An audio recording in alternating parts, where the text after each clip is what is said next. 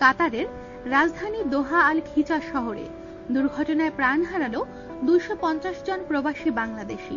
জীবিকার তাগিদে পরিবারের সবার মুখে হাসি ফুটাতে প্রবাসী গিয়ে দুর্ঘটনায় প্রাণ হারালো 250 জনের মতো বাংলাদেশি প্রবাসী ভাই। দুর্ঘটনাটি ঘটেছে কাতারের রাজধানী দোহা শহরে, আর অনেকেই আহত আছে বলে জানা গেছে। যারা আহত আছেন তাদেরকে আল্লাহ তাআলা যেন দ্রুত সুস্থতা দান করেন, আর যারা মৃত্যুবরণ করেছেন তাদেরকে আল্লাহ তাআলা যেন বেহেশত দান করেন, আমিন। হে আল্লাহ, আমাদের সকল প্রবাসীদেরকে আপনি হেফাজত করুন।